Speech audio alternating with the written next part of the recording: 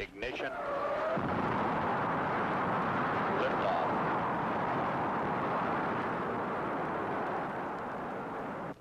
Lift flight clock start. 163908. This looks good. Flight. Roger, booster. Roger, clock start. Fuel pressure running a little high. Roger. Roger, stand. How's it looking, guidance? It's looking good, flight. Roger. Go Fido. Slightly low, no problem. Roger, Fido. How about you for stage tanks? Tanks are go for staging. Roger, Capcom, we're go for staging. Staging. Roger, staging. How's our thrust look, booster? That thrust is looking a little high, flight. Roger. Okay, no status check, booster. Go. Retro. Go. Fido. Go. Guidance. Guidance, you go. Stand by one, flight. Surgeon. Go. Ecom. Go. GNC. Go. How do you stand, guidance? I go, flight. Roger, Capcom, we're go. Early shutdown. We have a Seco here, flight. Roger. Shut down. Flight Fido, we had cut off. Stand by. Roger, Fido. Standing by for heavy ice. Right, heavy ice coming over 300 feet per second. 7295. 72 is 2, Flight 4, Fido, we're no-go. Roger. Standing by. Capcom, we're no-go. Way low. Capcom, we're no-go. Roger, you are no-go, no-go. Retro, you got a time here? Roger, flight, area Charlie at 9+20. Fall angle on the retro, 7 degrees. Recovery for Roger, flight. 7 on the retro. flight. We're in Roger, we had a 180-degree attitude 4 here. and We're have the going double eastern side. for area Roger. Charlie. We'll be retro firing at 9+20. Roger, flight. Can you give me some weather and access times in that area, please? No swells, and your call sign Rescue 1, the destroyer is the low. 5, 4, 3, 2, 1. Retro fire. Roger, fire 1. Rocket 2.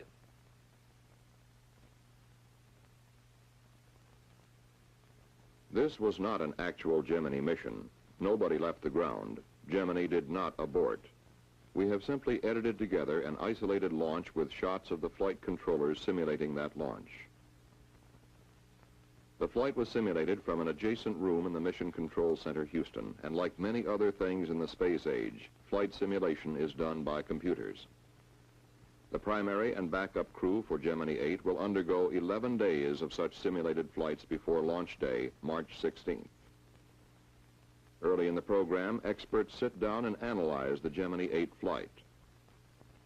They know it is a 3-day mission. Its primary purposes include rendezvous in space with an Agena target vehicle, the first docking in space, and a 2-hour spacewalk by pilot David Scott. The experts then devise problems that could occur, some simple, some quite challenging. They feed these problems into a computer and sit back and see what happens, perhaps with a little glee. At any rate, the crew in the simulator and the controller at the console are given the problem. Both must respond correctly. About 90 problems will be run for the Gemini 8 mission. On the schedule are 2 days devoted to the Agena target vehicle, 4 days devoted to network simulations, and 2 days scheduled for running re-entry simulations, including emergency re-entries. 11 days of problem solving. Most probably none of them would turn up during the flight. But if one should, the crew and the 5,000 people in the ground network that support these 2 men would be ready. Several days before Gemini 8 will leave the ground, the USS Boxer steams toward the primary recovery zone where the mission will normally end. It begins training its complement of officers and men in recovery operations. Instead of launching amphibious strike missions, the Boxer now launches helicopters for search and retrieval of astronauts. On board is the commander of the Western Atlantic Recovery Forces, known as Task Force 140.3. 2 ships, 6 helicopters, and 6 aircraft are assigned to this task force. All 5 manned Gemini flights to date have been recovered as planned in the primary zone. Still, 10 more ships, 54 aircraft, and 5,000 additional men will be deployed at different stations around the world for recovery. There are 9 other planned landing areas lying within the 3 major zones of the Eastern Atlantic, the Mid-Pacific, and the Western Pacific. In the Western Pacific, the USS Leonard F. Mason, a destroyer, begins exercises on the retrieval of a boilerplate model of the Gemini spacecraft. The Mason will cover 3 landing areas within Zone 3. It will be backed up by aircraft from Okinawa and Japan. The chief difference between the primary area where the Boxer is stationed and a secondary area such as this is the comprehensiveness of coverage, the number of aircraft, ships, and recovery specialists on station. In addition, a special launch abort area covers the landmass and immediate offshore areas at Cape Kennedy. Recovery teams go out before the astronauts enter the spacecraft in case of an ejected abort from the launch pad or shortly after liftoff. There could be more extreme contingencies. The emergency might be such that a spacecraft could not land in a planned landing area. In a dire emergency, the command pilot might have to fire the retro rockets and come right down. Bare statistics come into play here. The world is 70% water and 30% land. The odds are strongly weighted toward a water landing. Aircraft are stationed at 12 points to locate the spacecraft in this emergency. Any commercial shipping in the area might then be called for assistance to pick up the astronauts. Freighters, oilers, tankers, any ship with heavy hoist equipment could also take the spacecraft aboard. If the crew comes down over land, they would use the ejection seats, leave the spacecraft, and land by parachute. Astronauts have not only a complete survival kit to sustain them, but they are trained to live off the land, even desert and jungle. Whether Gemini comes down over water or land, recovery is planned and coordinated by a NASA team of specialists.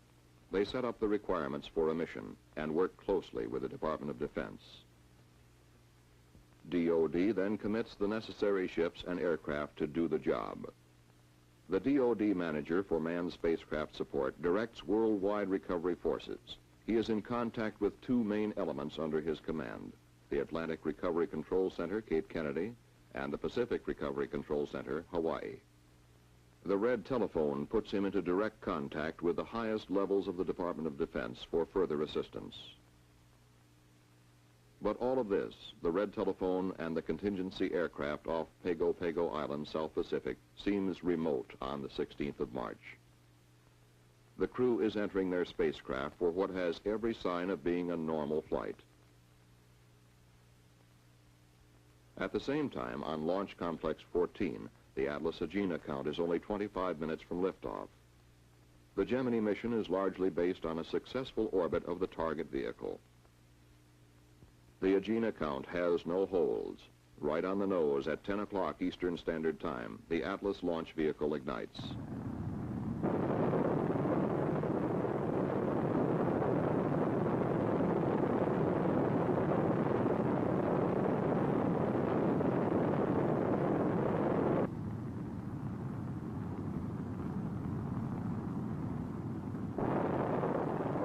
Atlas has 3 main propulsion engines which ignite at liftoff. 2 are booster engines and 1 is a sustainer engine.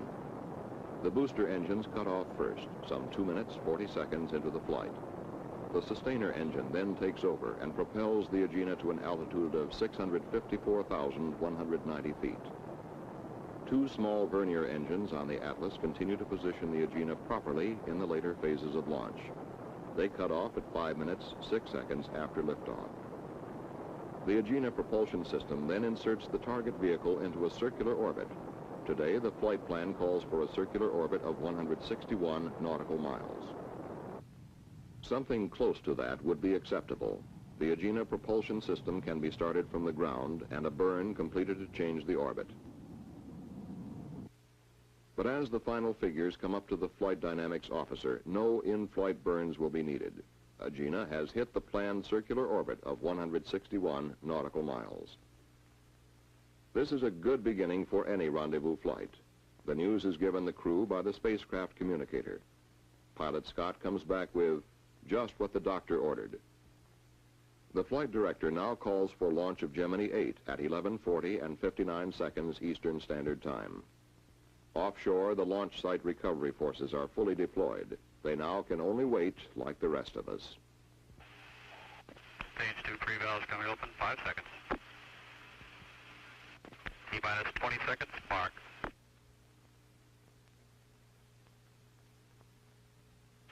10, 9, 8, 7, 6, 5, 4, 3, 2, 1.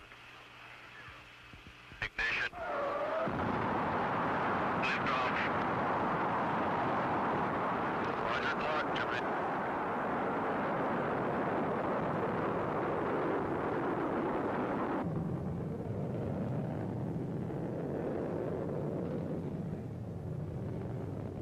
Yes, that's right.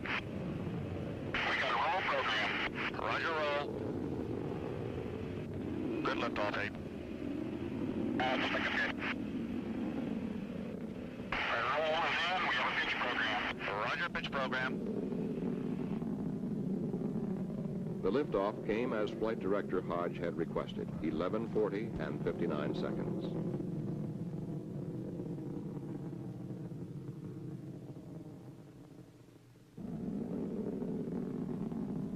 Gemini 8 goes into the clouds high above Cape Kennedy.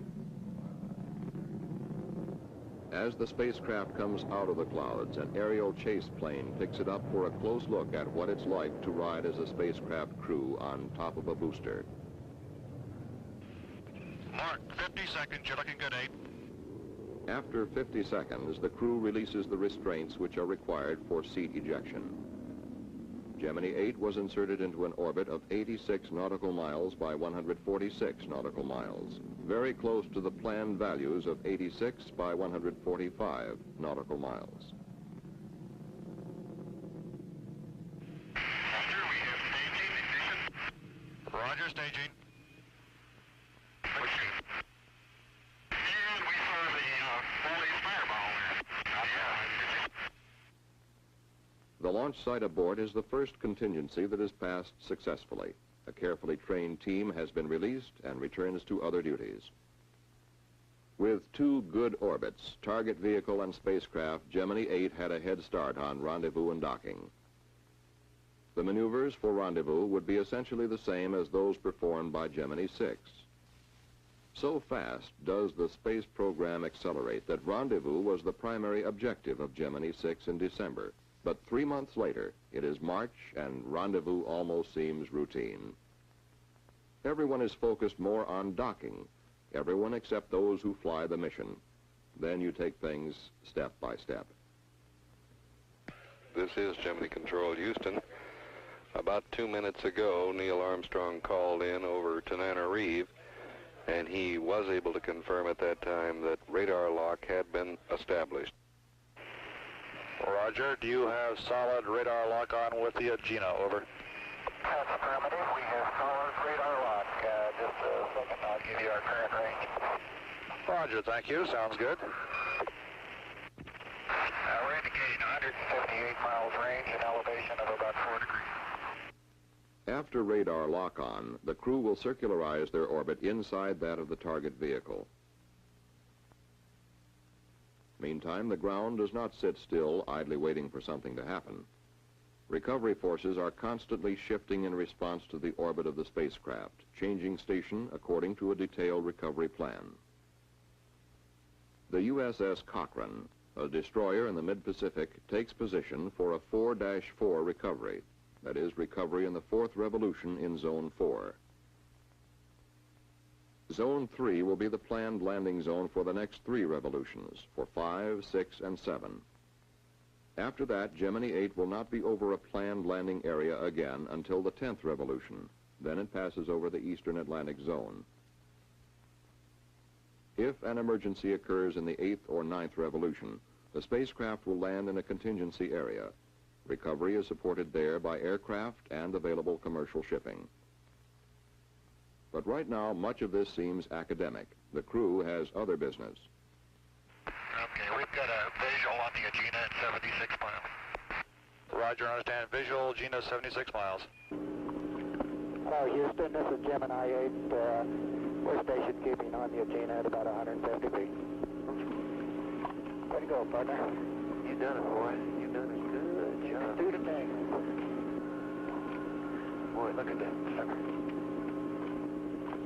Yeah, That's beautiful. See the dipole? Do I ever? I see everything on that fella. Man, that's great. Man, that is really slick.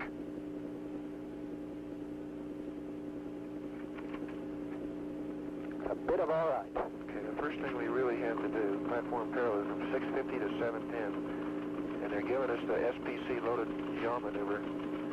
It looks like at nominal time. So they're going to give you that time. And I'll check your little status display for you. How about those Lockheed guys are just jumping up and down? The S10 is on. Yeah. Okay. We are looking at the left or command pilot's window as the station keeping exercise with Agena begins. Gemini 8 had no difficulty in maneuvering in the vicinity of the Agena. The onboard film, as in past flights, was at 6 frames per second and is being projected at 4 times that speed. After station keeping for 35 minutes, Command Pilot Armstrong begins to move in closer to Agena, preparing his final docking approach. Both vehicles are traveling at approximately 17,500 miles per hour. We are looking at the target docking adapter end of the Agena. The command pilot makes a docking approach by applying very small thrust increases to Gemini 8. The maximum velocity difference between the two vehicles at docking will be about 1 foot per second. When the command pilot is about 2 feet from the Agena, he will pause until he gets a go from the Rose-Knot Victor. The double check has been completed.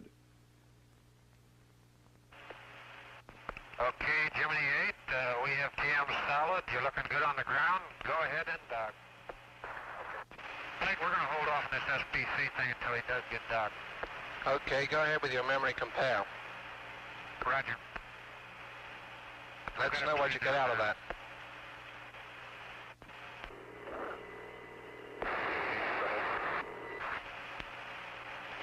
Flight, we are down. That was it. 2 vehicles dock for the first time in space.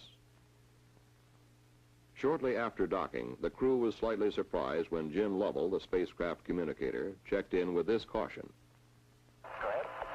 Roger, 8, reading you loud and clear. I have some information for you. Ready to copy? Stand by. What kind of information is it? If you run into trouble and the attitude control system of the Agena goes wild, just send in command 400 to turn it off and take control of the spacecraft. Did you copy that? Roger, we understand. It was a routine check. You punch 400 into the onboard computer. This automatically turns off the attitude control system of the Agena. If the problem is Agena control, that ends it. Minutes later, Gemini 8 passed out of communications range beyond the island of Madagascar. The crew was preparing to begin a series of docking exercises. And the Mason was between stations. It had left 5-3 and was headed for a 6-3 recovery zone. Since we were in the 5th revolution, the retrofire experts were routinely updating their retrofire times. These are usually planned for 6 revolutions ahead and stored in the onboard computer. It was about this time that Jim Lovell almost qualified as the space prophet of the year. For 7 hours after liftoff and 27 minutes of normal docking, an excessive yaw and roll motion occurred. The crew punched up 400, but the trouble was not in the Agena. Unable to find an immediate answer, Mr. Armstrong undocked. The roll rate continued to build up, reaching about 1 revolution per second. Struggling to regain control, Mr. Armstrong was forced to fire the re-entry thrusters and gradually reasserted control over the spacecraft. Neither crewman experienced any loss of orientation. Gemini never approached a critical structural strain. Once the re-entry thrusters are fired, there is the possibility of fuel leakage in orbit, leaking of fuel essential for re-entry. The flight had been highly successful through 27 minutes of docking, but final action rests squarely on the shoulders of this man, the flight director. A decision came quickly. Fuel readings were too low. Abort. That was the first decision. Others follow. Where do we recover? A stream of facts flow into Flight Director Hodges' console. Exact orbital position. Weather in the Pacific. Available daylight in recovery zones. And the whereabouts of the USS Mason. A destroyer which had repetitiously practiced picking up a boilerplate model of Gemini in the waters of the Pacific came into its own. Millions of people suddenly learned that it existed. With Gemini stabilized in flight, there were several advantages to delaying re-entry for another orbit. The retrofire officer would have an exact reading on retrofire times, and the crew could prepare for re-entry, and aircraft could be on station at splashdown. This is the way it would be. The NASA coordinator leans over toward the DoD console. We want to recover in 7-3. The DoD manager immediately punches the button which puts him in contact with Pacific Recovery Control, Hawaii. Hawaii alerts the captain of the Mason. He swings around and heads for 7-3, making 30 knots. Search aircraft scramble from Okinawa. They will be over the predicted landing point 10 minutes before the spacecraft splashes down. As Gemini 8 begins its 7th and final revolution, weather is excellent in the splashdown area. The crew is busy. The command pilot has time for only this brief reflection. I'd like to argue with them about going home, but I don't know how we can. That was all. Gemini 8 sweeps past Ascension Island. Retrofire will come up over Kano, Nigeria.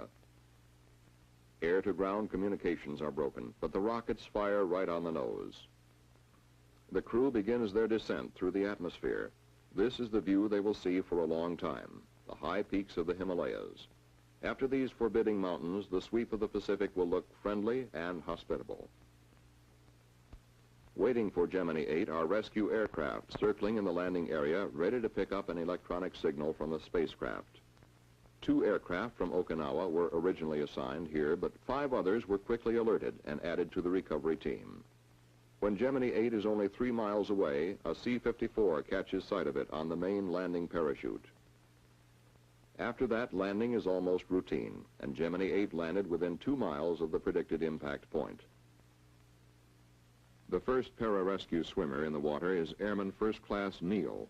Airman Neal is a veteran of combat rescue work and a good man to have on your side. He was quickly followed by 2 other rescue swimmers. It was early afternoon in the Pacific, but almost 11 o'clock at night in the Atlantic, where the USS Boxer had waited. The Mason, 3 hours away at splashdown, reached the area at 3:17 p.m. local time. Crew and spacecraft, both in good shape, were soon aboard. Within 72 hours, NASA scientists would pin down the source of trouble. A short circuit in the wiring of the number 8 yaw thruster had caused it to fire erratically. The possibility of this failure recurring is slight, but a master switch has now been added to the Gemini spacecraft.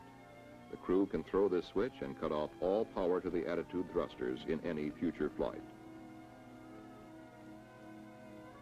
Once the difficulty was corrected, we could take time out to realize that Gemini 8 had brought us closer to lunar exploration by demonstrating the first successful dock in space.